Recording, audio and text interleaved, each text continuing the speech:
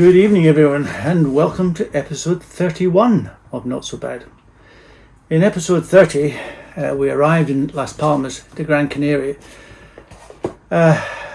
largely because the new furler that we had purchased in Santa Cruz could not be fitted there, and we had to move to Las Palmas to get the furler fitted. While we'd been in contact with Alicios, I had asked how much this fitting was going to cost. And it was very modest, I have to say. I was very pleased. It was about €200, I think, to remove the old furler, and then another 400 or 400 something euros to fit the new furler. So €600, I think, plus VAT, but something along those lines, which wasn't too bad, I didn't think at all.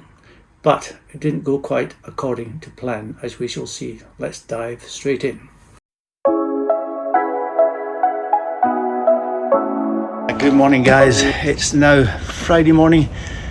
That's nearly lunchtime actually, I don't know what time it is, but we've moved over to the fuel dock. We weren't able to stay on the reception dock, which is just over there. I've only moved about 50 yards as the crow flies, but we've moved across here so that the guys can work on the boat on the new furler. And this, I'm pleased to say, is our new furler. The tube contains the foils, and this box contains all the other bits and pieces, including the drum at the bottom, which is the bit that's split in the old one, and this pipe in the middle here split or something like that, and then the spinner that goes at the top, and so on, and all the various nuts and bolts and things that go with it. And they even thought they provide some Loctite, which is good. So hopefully we've already got the Genoa down. We dropped it while we were waiting. There was a yacht on this dock this morning, and while we were waiting we dropped the Genoa, and when the guys come back we're going to flake it. The Alicios guys, Octavio, is going to give me an estimate for the repair, which he says is not a big job, so that's good news. But there we go. So good afternoon guys. Work is progressing. The new foils, new sections of the foil are laid out along with the joints, and they're now cutting the one section that's too long. Critical time. Quite like to measure it with a measuring tape, but they just eyeballed it. But anyway, there we go. And that's supported by a couple of ropes before stay on the deck. And progress is being made. Hasta la vista. Hi everyone, this is Friday, the 19th of August, I think. We've got the captain watching the works being done by the Spanish team. They're replacing the furler, and hopefully we'll be able to have better sailing in the future.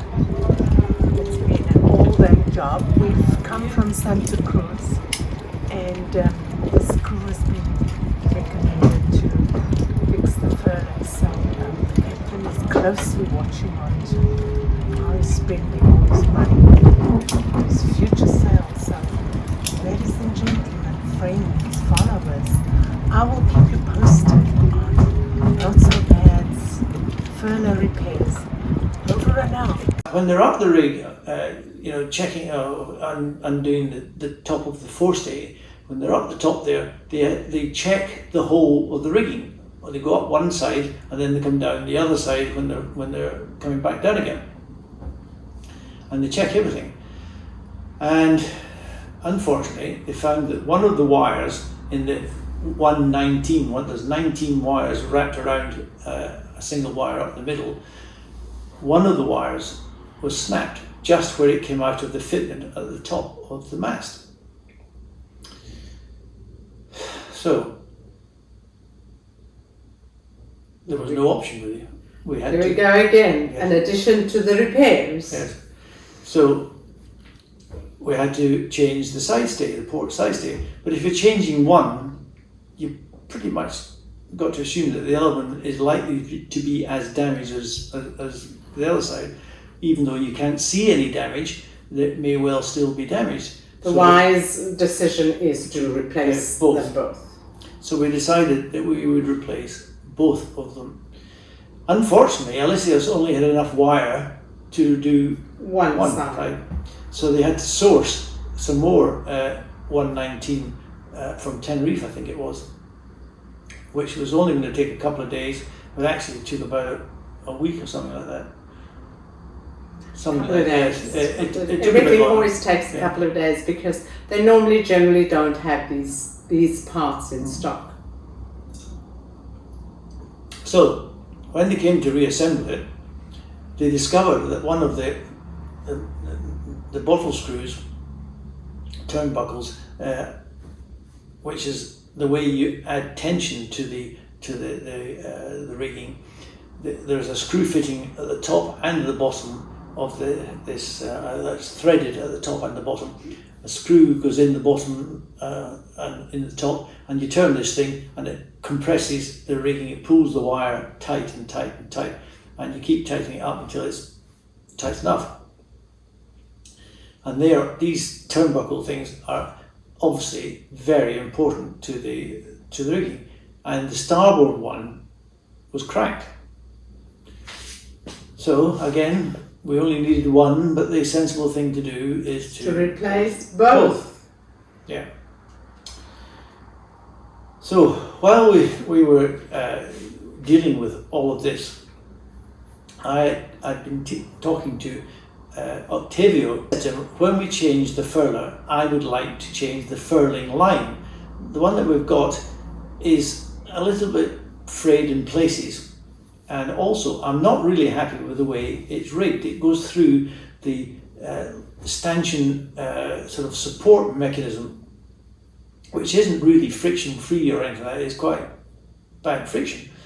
And he said, oh no, it shouldn't be rigged like this, it shouldn't be rigged like this. There should be a proper eye.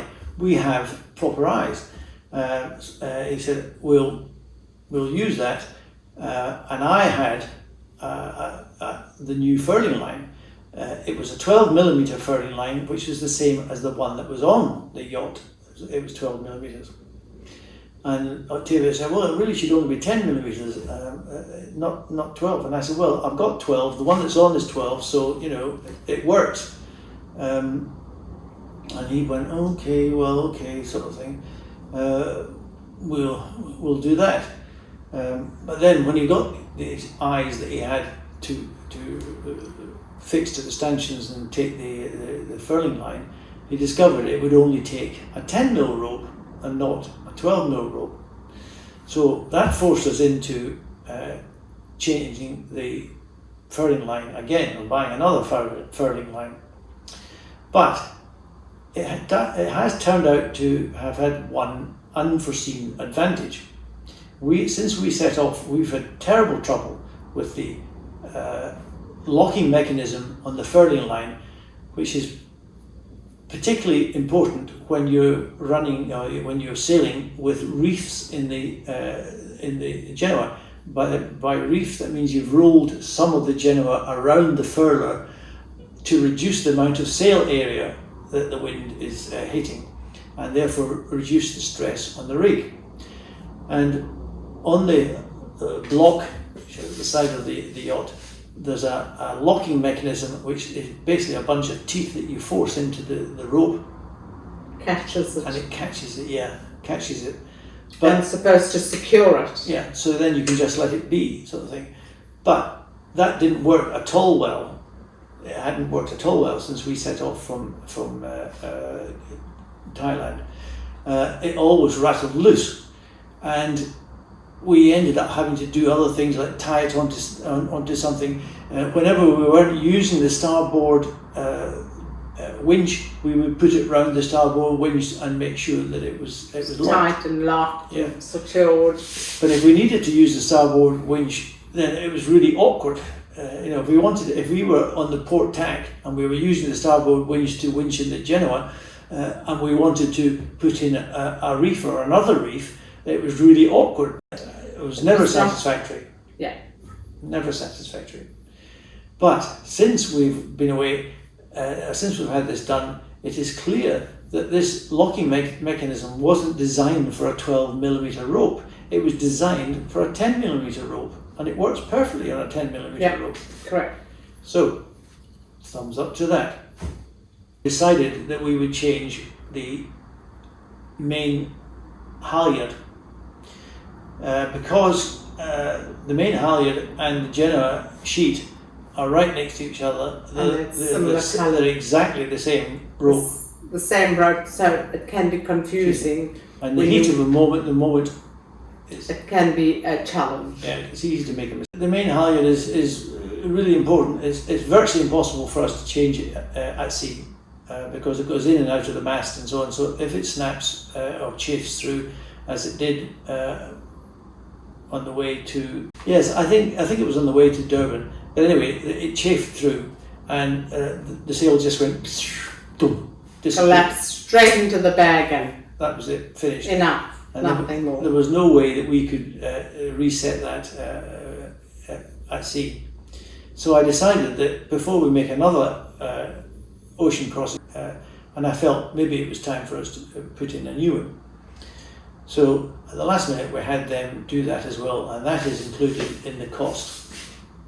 No, sorry, before we leave Alicios, when we got to La Estaca in northern El Hierro, I noticed that the bridle, which goes from the front of each bow to the anchor chain and provides stability when we're at anchor, was hanging in the water. My initial thought was that I thought we'd lost the anchor, but the bridle chain is not attached to the anchor until you use the anchor. So I suddenly realised that's not the case. So I went up to have a look at the bow, and sure enough, the anchor hawser, which is 24mm or something like that, had chafed through on the anchor. So we had to have a new one made, and Alicios did that for us as well. So now we move on to, which came to 4,600 and something euros, I think. We'll have to add it to the tab. Well, we'll just display it. Just to give it, we're not asking you to.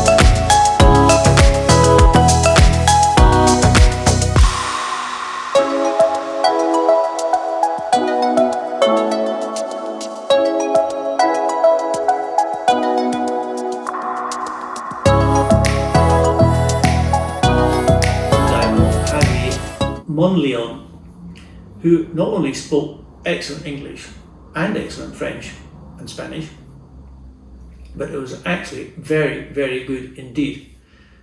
It took him a couple of days, but he went through the diagrams, the circuit diagrams and so on, and he slowly worked it all out because it's quite problematic, because Sunsail had changed so many of the wires. They weren't all the colours that were supposed to be on the diagram, so it was quite hard to work out what was happening. But it took him about a day and a half to get all that done. And it now seems to, touch wood, we've not been away from Gran Canaria very long, it seems to work perfectly for the moment. Fingers crossed, fingers crossed. I have some faith in Javier's work. And the work that he did, things like the rewiring and crimping and stuff like that, was a different level from the other guys. It was a different level, and the other guys, you could see wires sticking out of things and sort of thing. You think, this is not going to last terribly long. It's going to corrode and so on. But with Javier, everything was sort of super crimped. It had the shrink wrap, the insulation onto the joint, onto the wires and onto the joins, so that it's pretty much guaranteed to be good for a number of years.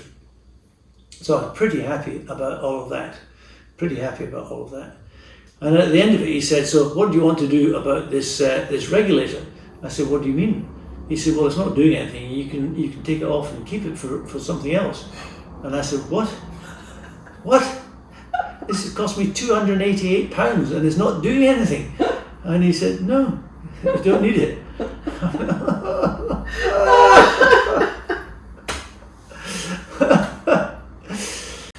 During our time sailing, it had become apparent that we had some fairly major issues with water getting into the boat. We had thought that we'd solved the issues in Cape Town.